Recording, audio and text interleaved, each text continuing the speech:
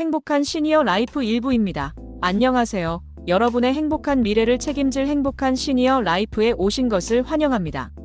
진행을 맡은 아나운서 김민정입니다. 오늘 저희와 함께 행복한 미래를 미리 그려주실 시니어 전문가 박선우 박사님을 모셨습니다. 박사님, 안녕하세요. 네, 안녕하세요. 여러분의 시니어 라이프를 멋지게 디자인해드릴 박선우입니다. 만나서 반갑습니다. 박사님, 지난 시간에 시니어 라이프의 3가지 핵심 키워드로 건강, 경제, 관계를 꼽아주셨는데요. 오늘은 그 첫 번째, 건강에 대해 좀 더 깊이 이야기해볼까 합니다. 많은 분이 건강하면 막연하게 생각하시는데 구체적으로 어떤 노력들이 필요할까요? 네, 많은 분이 건강을 그저 아프지 않은 상태라고 생각하지만 사실은 활기차게 원하는 일을 할 수 있는 상태를 의미합니다. 시니어 건강관리는 크게 2가지로 나눠볼 수 있습니다. 바로 신체 건강과 정신 건강입니다. 신체 건강과 정신 건강이요? 신체 건강은 운동이나 식단 관리를 떠올릴 수 있겠는데 정신 건강은 어떻게 관리해야 할까요? 좋은 질문입니다. 먼저 신체 건강부터 이야기해 볼까요? 시니어에게 가장 중요한 운동은 바로 근력 운동입니다. 걷기나 수영 같은 유산소 운동도 좋지만 나이가 들수록 근육량이 빠르게 줄어들거든요. 예를 들어 집에서 할 수 있는 간단한 근력 운동으로 의자에 앉아 다리를 들어 올리는 동작, 벽을 짚고 서서 팔굽혀펴기 등을 꾸준히 하는 것이 좋습니다. 거창한 헬스장이 아니더라도 충분히 가능한 방법이네요. 네, 맞습니다. 그리고 중요한 것이 바로 영양 관리입니다. 단백질 섭취는 근육 유지에 필수적이니 매 끼니 고기, 생선, 콩류 등을 챙겨 드시는 것이 좋습니다. 또한 정기적인 건강검진도 필수입니다. 1년에 한 번씩은 꼭 검진을 받아서 내 몸의 상태를 정확히 파악하셔야 합니다.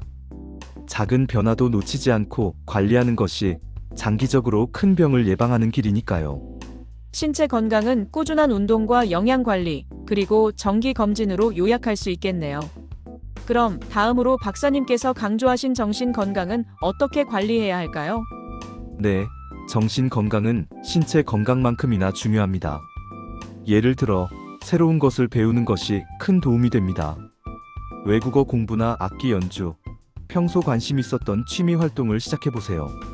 뇌를 끊임없이 자극해 치매 예방에도 효과적입니다. 저도 꼭 배워보고 싶었던 악기가 있었는데 지금이라도 시작해봐야겠네요. 네, 적극 추천합니다.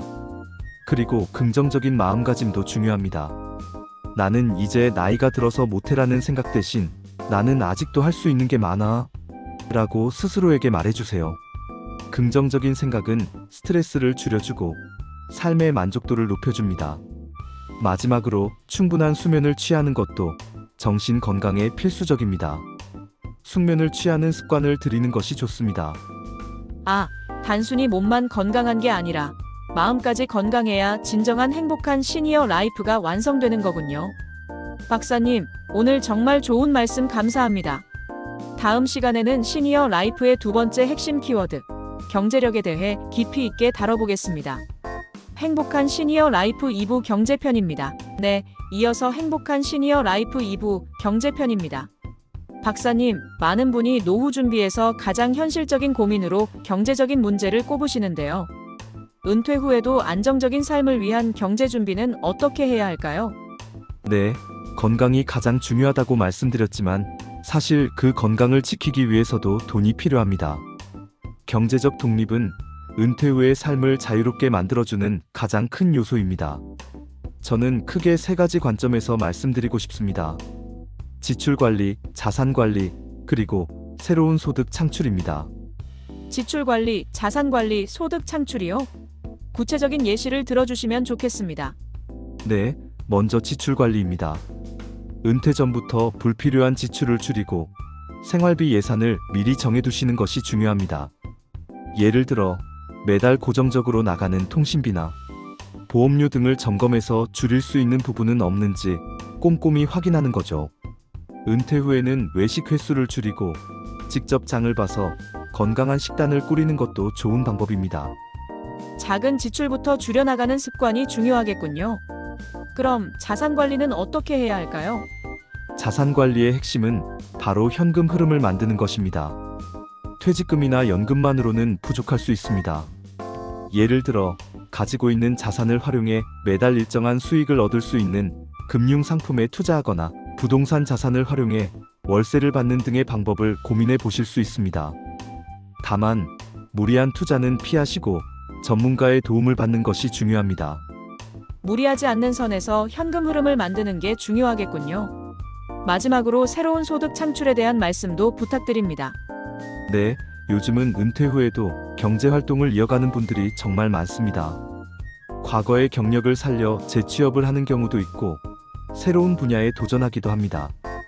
예를 들어 평소 좋아했던 취미를 활용해 소규모 공방을 열거나 온라인 쇼핑몰을 운영하는 경우도 있죠. 평생교육원이나 시니어 일자리 센터를 활용하시면 좋은 정보를 얻을 수 있습니다. 단순히 돈을 아끼자가 아니라 다양한 방법을 통해 돈을 벌어들이는 방법까지 함께 고민해야겠군요. 박사님, 오늘 좋은 말씀 정말 감사합니다. 다음 시간에는 마지막으로 시니어 라이프의 활력소, 관계에 대해 이야기 나눠보겠습니다. 행복한 시니어 라이프 3부 관계 편입니다. 네, 이어서 행복한 시니어 라이프의 마지막 이야기, 관계 편입니다. 박사님, 은퇴 후에는 사회적 관계가 단절되어 외로움을 느끼시는 분들이 많다고 하는데요. 어떻게 하면 건강하고 행복한 관계를 유지할 수 있을까요? 네, 은퇴 후에는 직장에서의 인간관계가 사라지기 때문에 스스로 새로운 관계를 만들어 나가는 노력이 필요합니다. 저는 이 부분을 크게 오래된 관계, 유지와 새로운 관계 만들기로 나누어 말씀드리고 싶습니다. 오래된 관계와 새로운 관계를 모두 관리해야 하는 거군요. 먼저 오래된 관계부터 살펴볼까요? 네, 오래된 관계는 바로 가족과 친구들입니다. 자녀들과는 대화 방식을 바꾸어 보세요. 일방적인 조언보다는 자녀의 삶을 존중하고 공감하는 자세가 중요합니다. 배우자와의 관계도 마찬가지입니다. 함께 취미 생활을 시작하거나 여행을 떠나보는 것도 좋은 방법입니다.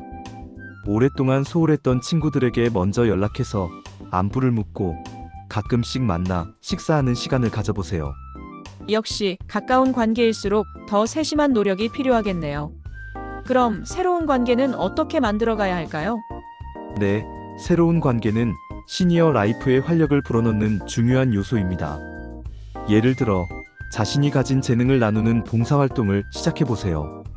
요리 솜씨가 좋다면 요리 봉사를, 손재주가 좋다면 공예 관련 봉사를 하실 수 있겠죠.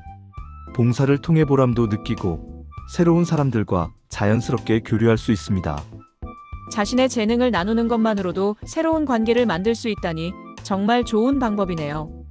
네, 그리고 평생교육원이나 문화센터 프로그램에 참여하는 것도 좋은 방법입니다.